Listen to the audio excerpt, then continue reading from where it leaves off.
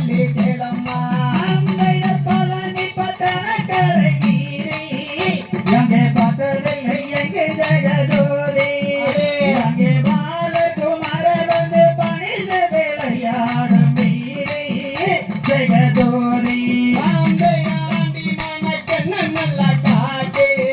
நீங்கள் ஆதாரமாய் பேசி வந்தாயே இந்த பொல்லாத நிற்கிறாரே